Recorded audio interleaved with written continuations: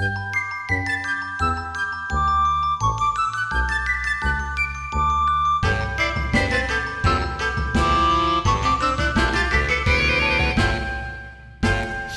moms won't say. Good evening, everyone, and welcome to Shit Moms Won't Say. Tonight, I have on an old friend of mine. She is a COVID mama, which is unreal. She's also a self-proclaimed rookie mama, an event planner. She is married to my dream man because he's a chef. She is always funny as hell. Mama to an adorable 3-month-old baby, Danielle DiTomasso Grenier. Hello. It is so amazing. I know, it's so amazing to be catching up. I think it's been like 12, 13, 14 years since we've actually like sat down and talked. Insane. And I've been looking forward ever since you posted that you were going to start doing this. I was like, I got to do it. I got to be on it. Like, you were like, I want to be on it. I was like, yeah. Yes, sure. Yes, and I do need to call. I'm wearing my glasses for no other reason than I couldn't be bothered to look as attractive as I should for you. So I don't know. We got a little hair. We got a little glare. What are you going to do? I love it. I think you look amazing. You're rocking the mom look. I love it. Thank you. I was fishing for a compliment, so thank you very much. I'll just pitch him and I'll just throw him back. Thank you very much. Well, and you look adorable too. Look at you. Oh, You're just thank you. Gorgeous as always. Before we get into the Big Mom 3, like I said, you're sort of you might be living my fantasy life. So like Katie is a great cook. Like she cooks everything under the sun. She's amazing. I can't cook for shit. You're married to a chef. Like I am. Yeah. It's pretty fantastic. Like I'm not stupid, you know, like if I'm going to build the house with the white picket fence, it's going to include a private chef. So you got to do the work. You got to go fishing. You got to pick them up. Yeah. But no, George is amazing, and it really is fantastic living with a chef. Like it's great, and the thing about it that kind of sucks, because I'll be real, we like can't go to a restaurant. We're like unenjoyable to go out to eat with because we're so picky. And like he's funny, like he'll go out to eat and he wants chicken fingers and French fries. Like he doesn't want like a gourmet meal because that's all he does like all day long. But like last night we had filet mignon, like Tuesday. Filet mignon, mashed potatoes, cream, because his partner, who is the precious gem of a man, sent us like these amazing steaks for his birthday. I thought we were going to save them for the weekend. He's like, no, I'm going to make the steaks tonight. I was like, okay. Sounds good. Like, yeah, filet mignon on a Tuesday, that's what I signed up for. Like, hell yes. Hell yes. Well, I think that's incredible. Do you have a favorite thing that he cooks? Oh, God. I don't know. He makes so many amazing things. He doesn't even really have anything that's like signature. He really just like whips shit up, and it's always good. It's always amazing. Like he'll tell me he's making something. I'm like, okay, I don't even care. Like anything that he makes is always just the best. Can you cook? No, I am a horrible, terrible cook. I don't even attempt it. I don't even like to go food shopping. I hate food shopping. I just want someone to cook for me and serve it to me, and like I'll clean up. I don't like to do the dishes, but like I'll clean up if I have to. But no, I hate cooking. I absolutely hate cooking so much. I just don't get it. I'm not like skilled enough in it. Like Katie can just be like, oh, it doesn't taste right. It needs blah, blah, blah, blah, blah. I can bake because it's like, here's my ingredients. Right. Yeah. No, I cannot cook. Well, no, congratulations on your, pulling in the big fish of a chef. That's Thank you. That was a big one. That was a big one. Speaking of big, segue. Let's get into Big Mom 3. So first, Big Mom 3 question. Did you always know you wanted to be a mom? Absolutely. From like the youngest age, I always knew that I wanted to be a mom. I still, even with having Colette, I still want to have like 3 more kids. Like my dream is to have 4 kids. I know. My dream is to have 4 kids, and everybody that I tell, they're like, you're crazy. Get to 2 and then come talk to me. And I'm like, all right, yeah, we'll see. But I don't know, like I had such a great pregnancy with my first. Like I feel like I could do it again. Like I want to do it again right now. Like I'm so ready to just like jump right into it and like boom, boom, boom, get them all done. Because like I'm getting old, so I want to like get them done, get them underneath my belt, so I could just like live our life. I have my little white picket fence, pretty house life. Actually, our picket fence kind of looks more like a chain link fence with like barbed wire around it right now.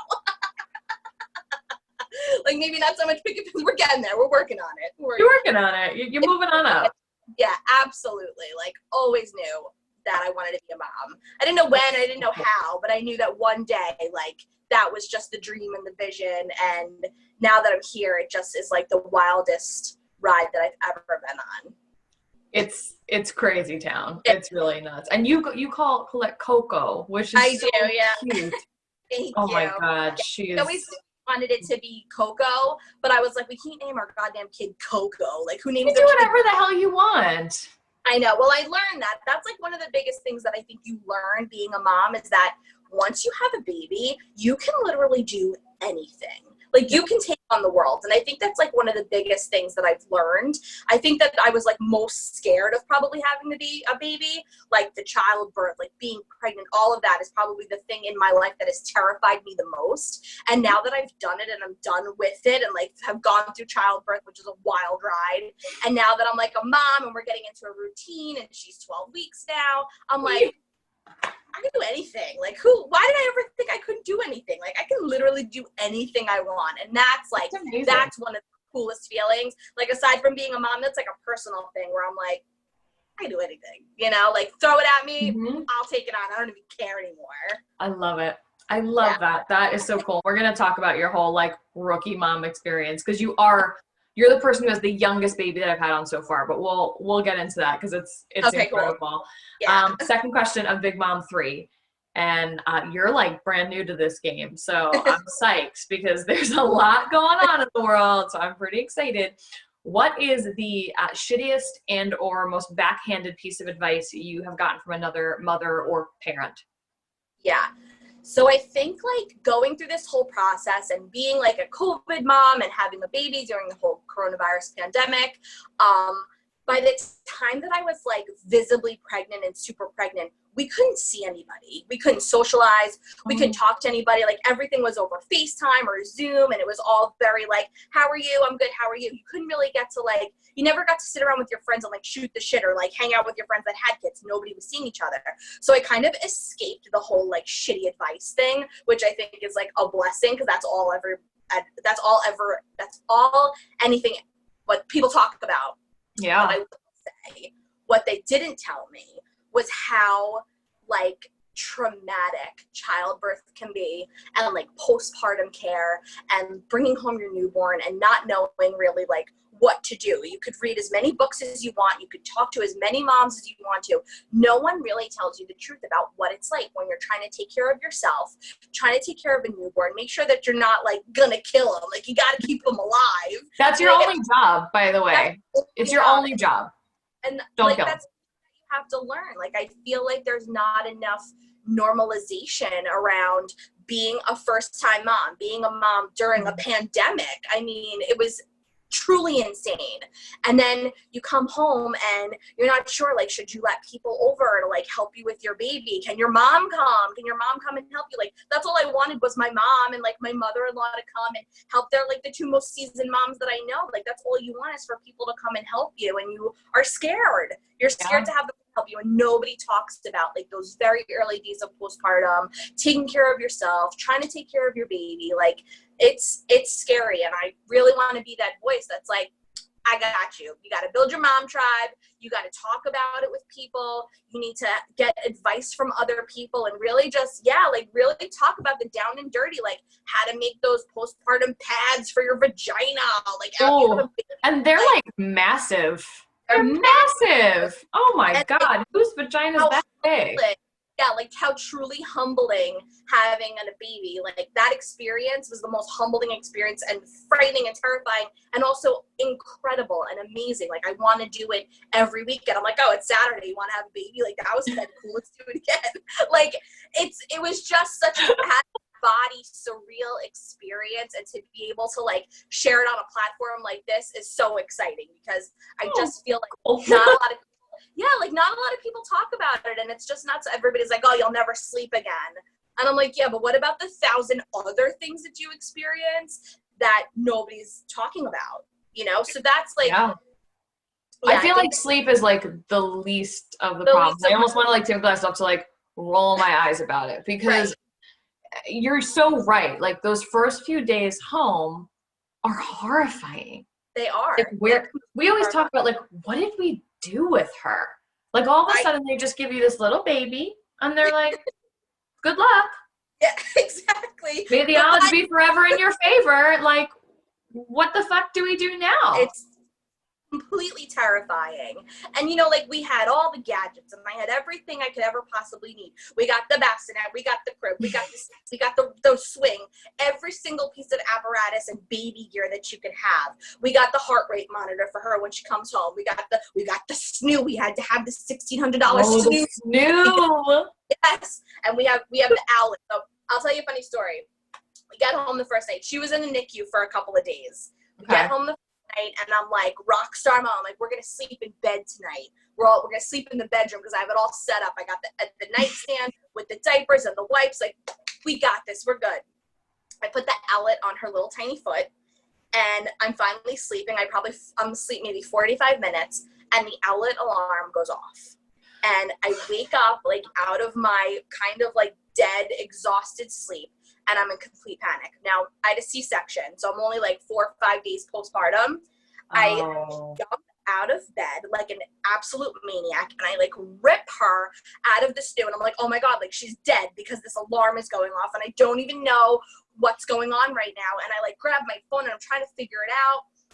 And I'm like you hit the Owlet to like turn it off, but I had dropped it, and the back of it had fallen off, so the button doesn't work. So I'm like, crying. I'm like, at least she's crying. I know she's not dead, but I'm like in so much pain. I'm so sore. And now I'm just hysterical crying because I can't even believe what my life has become. And I'm like, I just want to go back to the hospital. It was quiet there. Oh my gosh. And like, that was our first night home. And you know, we got to the night and the feedings and whatever, it was fine. I took the thing off of her because I was just like, couldn't handle it. It was too big for her tiny little foot and it fell off. It's like, why the alarm went off? Like, she was fine. But then I was like texting my mom and my aunts and they're like, why don't you sleep in the living room?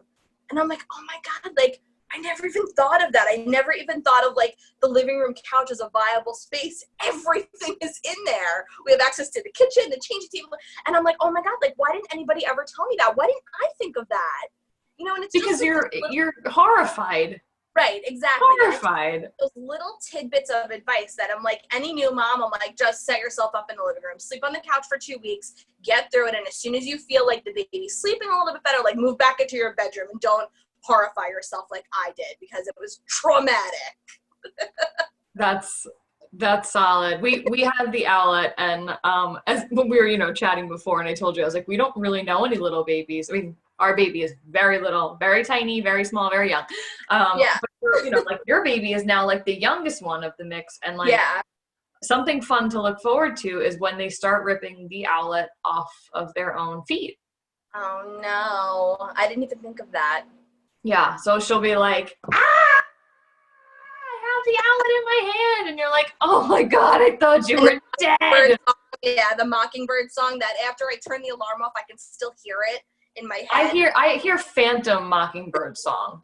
I really do. And another fun thing about the Owlet, my friend Gina, who's on the show, she has this awesome company called Stork Support. She's going to be on in like, well, I don't know when you're airing yet. We'll see. But she's probably going to be on before you. So everybody's going to know what I'm talking about by then anyway. She owns an amazing company called Stork Support. And we were talking a couple days ago, and I was like, the fucking Wi-Fi for the Owlet.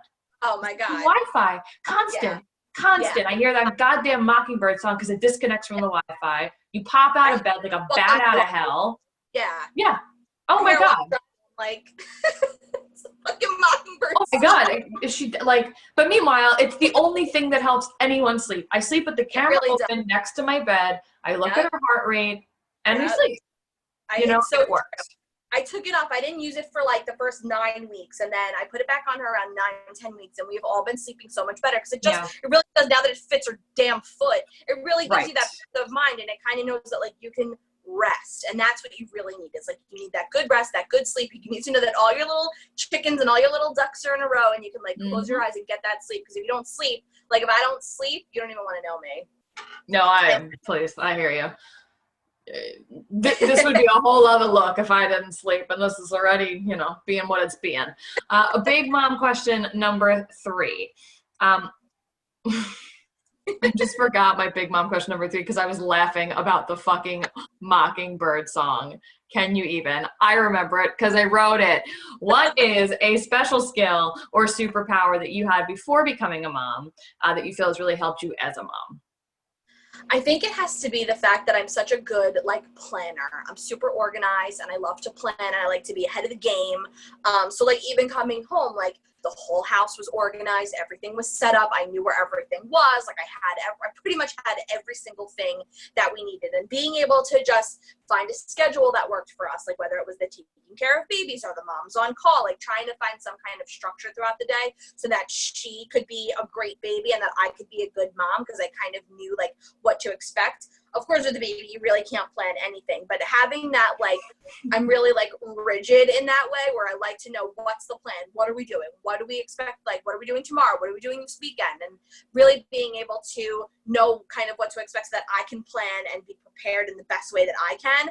I think that's really been my superpower, because we spend a lot of time, given there's been COVID and coronavirus, we spend a lot of time not at home. We're either out at my parents, we're at my in-laws, we're with family, and I love packing the car like it's a camping trip. That's a skill of mine. I'm no, we need this. That's been kind of the fun part of it for me. Okay. So I like to think that that's my superpower, is being able to plan ahead, be as prepared as I possibly can. And I never am. I never really am. I'm never prepared as much as I should be. But you can try. You try as hard as you can. That's a great answer. And, and I think what's, when we were chatting before, you had said, what I really want people to take away is I'm cool saying you could never be prepared enough to have a baby. And, you had a baby during something that is unfathomable. Anytime you have a baby, it's nuts. Yeah. It's nuts. And you really can't wrap your head around it until a couple of months later, as I'm sure you're kind of seeing now, that you're wait a second, we have a baby. This is our baby. I still look at Lily and I'm that's my kid. It's shocking, but I can't even imagine what it was like giving birth and starting to raise a kid in the middle of COVID. So I'd love to hear about it. I'd love to know what was you kind of mentioned what the pregnancy was not being able to see people, which is so tough.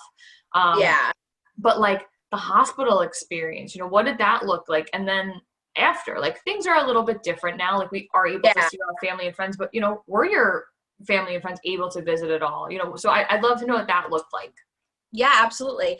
I think that, I was due in June. My due date was June 5th. So we, just about in March, when it all kind of started, we were in Disney World. We were in Disney World from March 1st to March 7th. I was about 26 weeks pregnant, and we were hearing rumors and stuff of coronavirus, but we didn't, we were washing our hands a little bit extra, and really not really thinking about it that much at all. And then the following week that we came home was when everything really started to shut down. And honestly, that following Friday at work, I was awesome, I'm taking a week off of work, I'm gonna get the nursery ready, I'll see you suckers in a week, I'm so excited for to have this week off, coronavirus, yeah, whatever.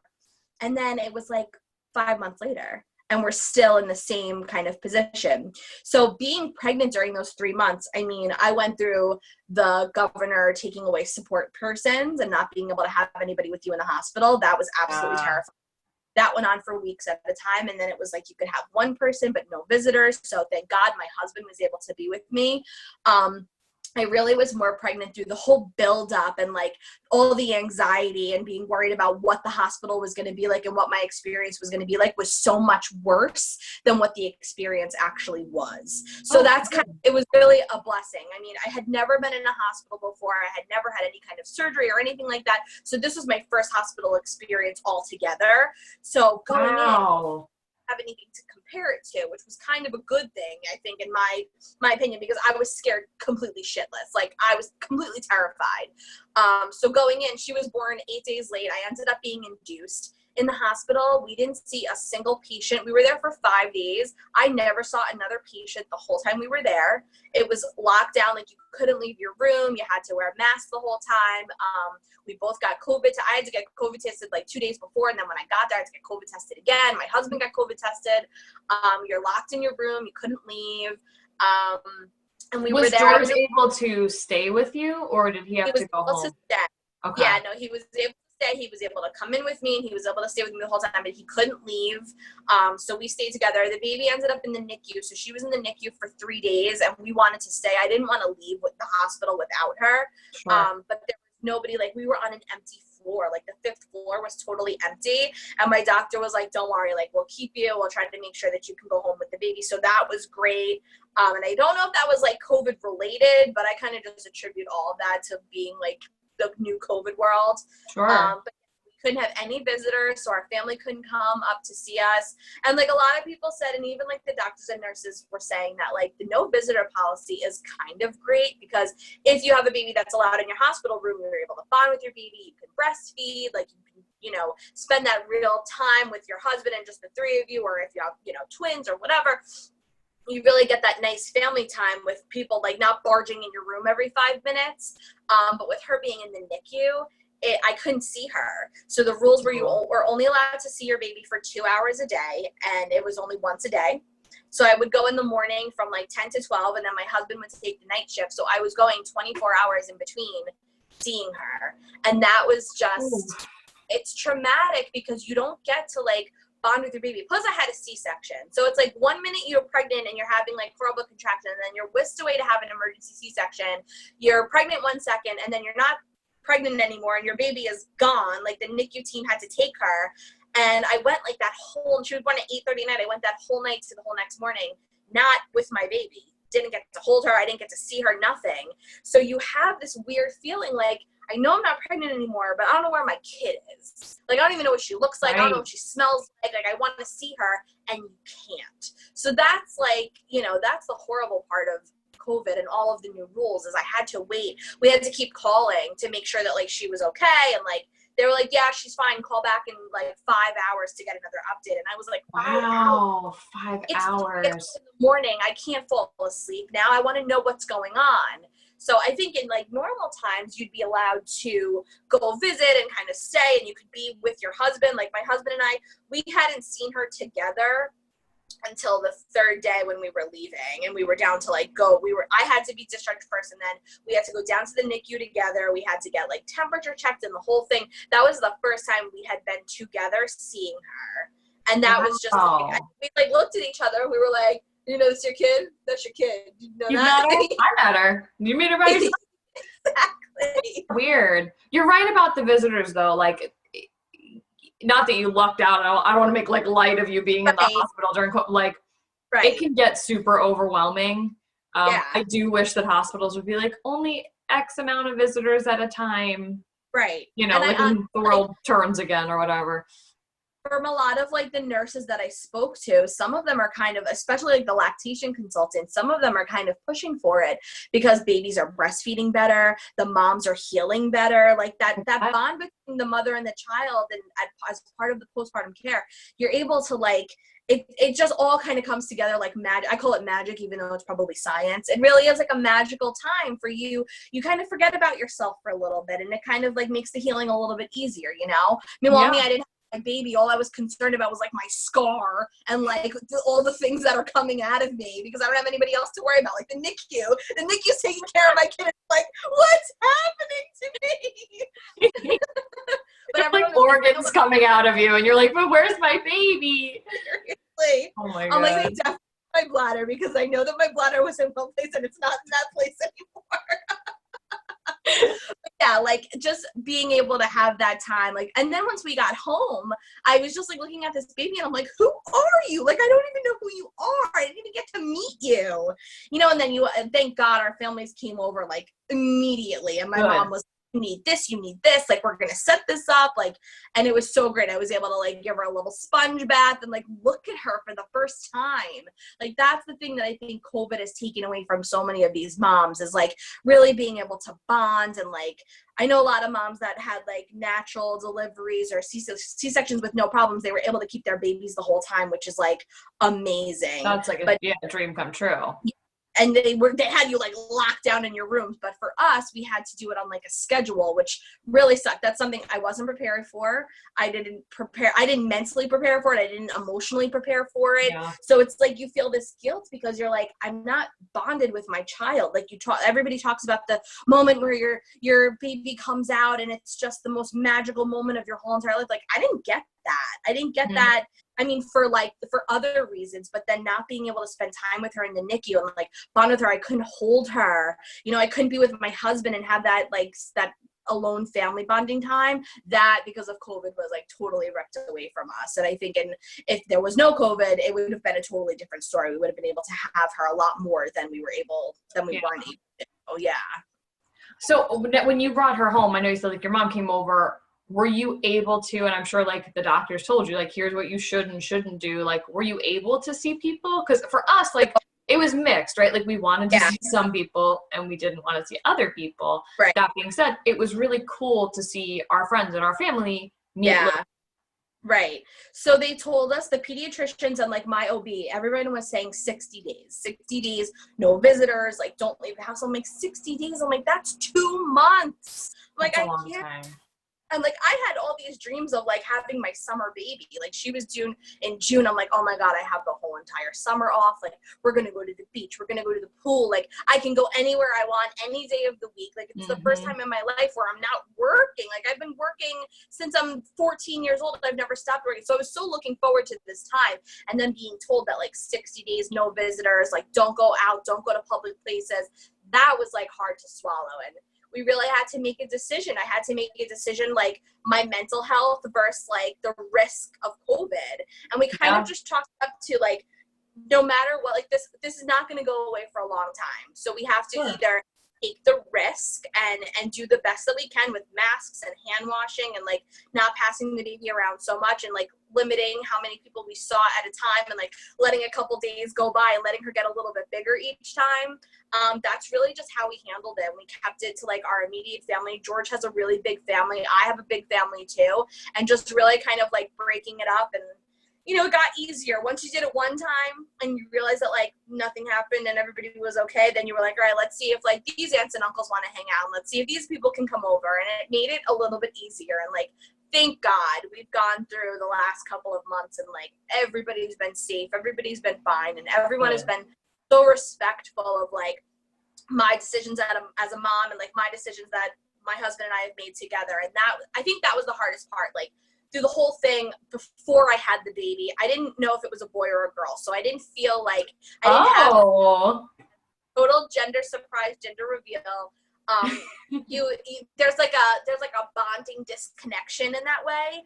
But, like, before I had the baby, it was just the baby. That's all we called it, was the baby. The baby. It was, and I was like, you know, you just have to really, like, you have to choose between hurting people's feelings and, like, taking care of your kid. And when you don't have the physical baby in front of you, it's hard to make that decision. I'm like, well, how can, like, the grandmas not meet the baby? Well, the grandmas are old and they're immunocompromised, and those are the people that you shouldn't be seeing, and just makes it that much more difficult. And then once the baby comes, you're like, oh no, nobody's seeing this kid. Like, you're not touching. All the rules go out the window. Everything changes, and you just adapt, and you have to be flexible, and you just have to roll with it, and hope that you're making the right decision for your kid and for your family. It's incredible because, like, the experience is so different, but it is so similar.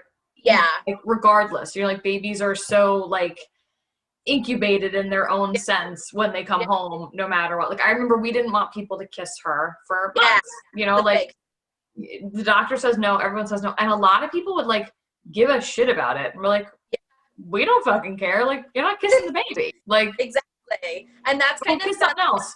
Yeah, like with all of my mom friends and my moms that are seasoned moms and my moms that are new moms, we all kind of said, like, you really have to choose between hurting somebody's feelings that may not understand and may not be on the same page with you, and your own kid, like your child. And for a first-time mom, you really don't know what that feeling is going to feel like. You kind of have an idea, but until that baby is here, you just become the most protective, like, overbearing, like, mama bear, and you just want to protect your kid, and that's all that becomes important to you anymore. So it's really like, before you have the baby, there's a really like delicate balance. Like, do we hurt feeling or do we protect our kid? Like, we don't know.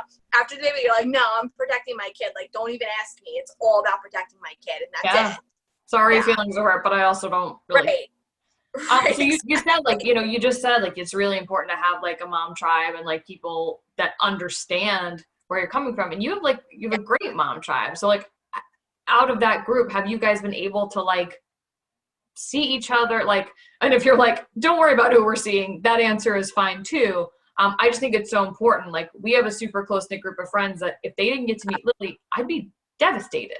Yeah. You know? So this is actually really cool, and I think you're going to love this. So I have my one best friend who lives in Washington, and she has a boy who's 4 and a little girl who's about 20 months or so. Okay. And she was just my mom guru from the beginning. Like, I love her to death. She's out in Washington. We haven't been able to see them in so long, but we just bonded so much. Like, she walked me through every step of the way, and she was really the one that like prepped me for what it's like to be a mom in 2020. Like, our moms haven't had kids in 30 years. Things are so different, and she was like the person closest to me that had just had children and is like raising her kids in these times, and like just had babies. So she was like my number one. Like, she got me through my whole pregnancy and like childbirth and everything, those early days home. She was like Amazoning stuff and sending it to my house. She's like, you need a belly band, you need this. She sent all that stuff to my house. I was like, I love you so much. Thank you so much. Thank you so much. I was literally like calling, texting, and facing, like, I don't deserve you. Thank you. And like, that kind of friendship, you just can't put a price tag on. Like, there is just nothing better in the whole world. I love you, Nika. Oh, shout out.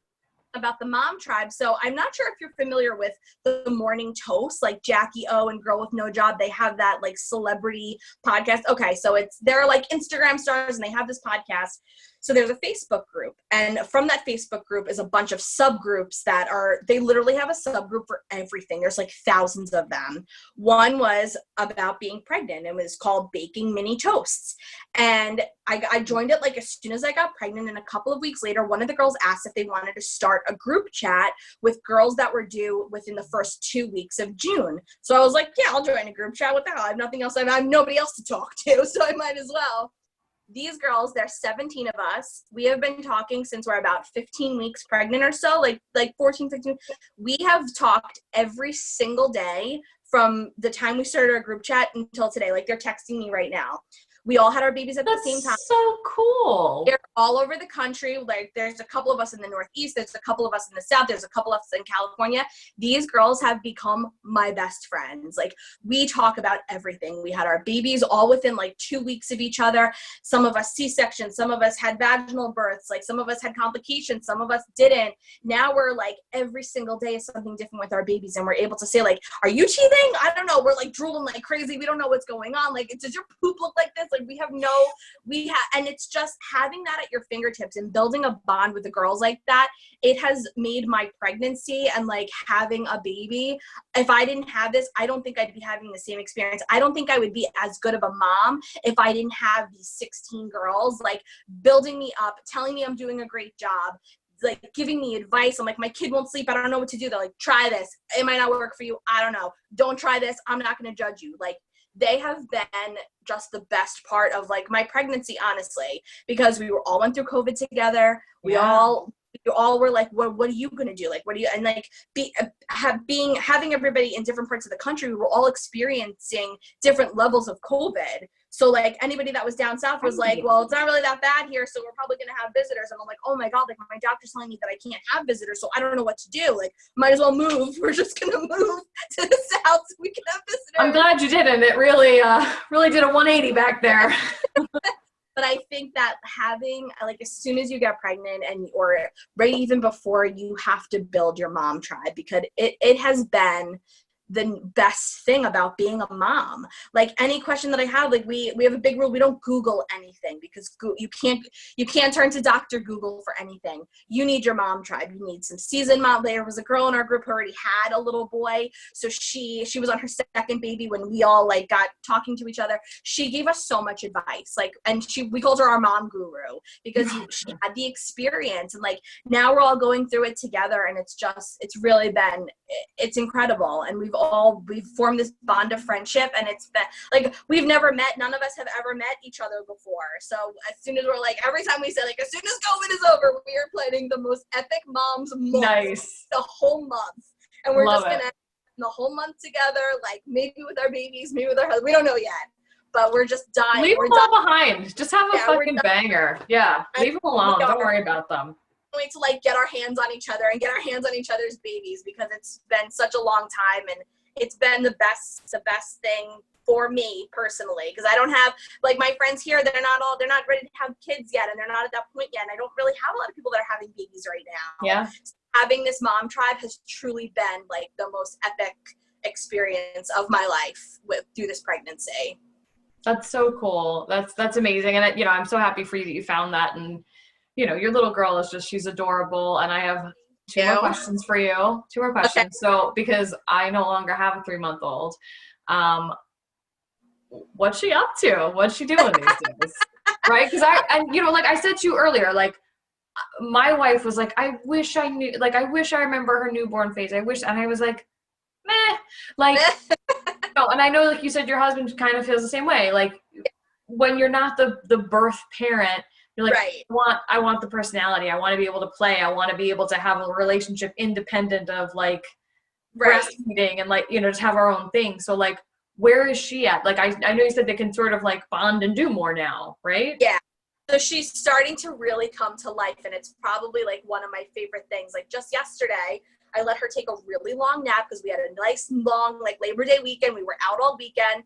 So yesterday morning, she took like a 2.5-hour nap. And I go in her crib. Yeah, I go in her crib and I get her, and I'm like, hi, like, good morning, blah, blah. And she's doing this thing where she's like sucking her bottom lip and like blowing kisses and raspberries. And she wouldn't stop doing it. And I was like, where did you learn this? Like, and she has not stopped doing it since yesterday morning. Like, it's all she does now. I'm like, this is just so weird. Like, we didn't teach it. I mean, we blow raspberries. We make the dumbest faces just to get any kind of like reaction out of her. But she has just picked this up on her own. And I'm like, holy shit, you're real. Like, you're going to be a real person one day. And it's so funny. She makes me laugh every day. I mean, she really doesn't do a lot. She's still in that very little baby phase. But even just when she wakes up in the morning and she's got that like big gummy smile, and you could just see that like there's just so much brightness like exuding out of her. She's so pure. I'm such a dark, like jaded soul, and she's so pure and perfect. Yeah, I'm like, you and it's amazing. Yeah, it's amazing. Lily now in the morning applauds for herself. Like when we come in the morning, she goes like this. So she claps to say, like, I'm here, it's me. She's also started pointing in whatever direction she wants to go. So, like, if you take her out of her crib, she points to the changing table. She's like, that's where I'm going now. Point to the stairs. And now we're going downstairs. Like, it's wild. You're right. It's just, like, pure, like, sunshine and, like, light all the time. It really is. And that's the thing. Like, it just... there's nothing like I said before, nothing can prepare you for like that. You know that you're going to feel this like overwhelming love and like this bond that you never felt. But when it happens, you can't put it into words anymore. Like it's beyond anything.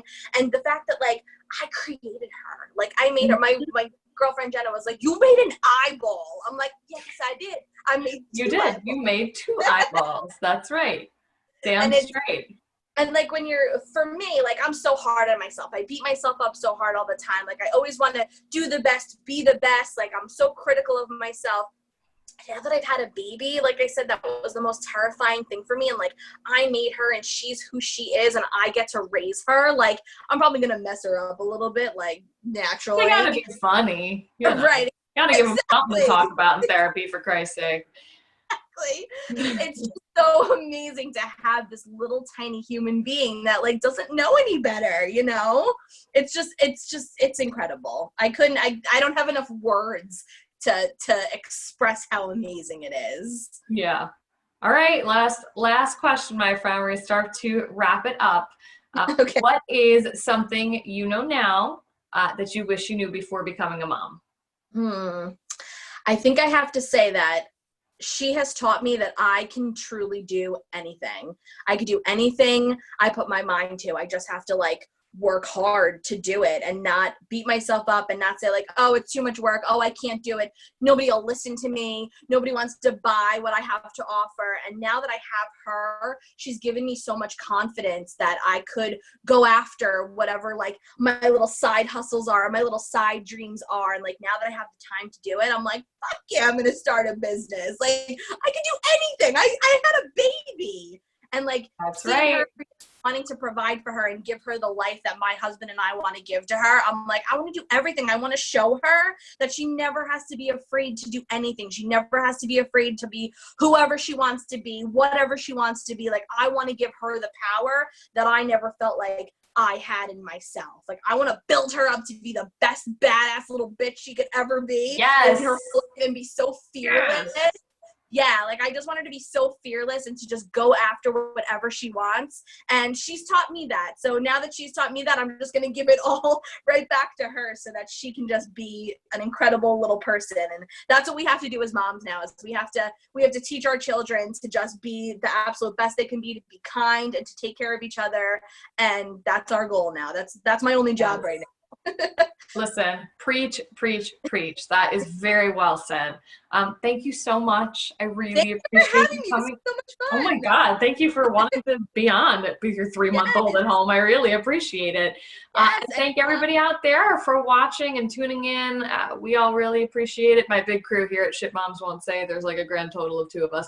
But thank you so much. Please feel free to follow us on all kinds of social media. I will post it at the end of this, and have a great night.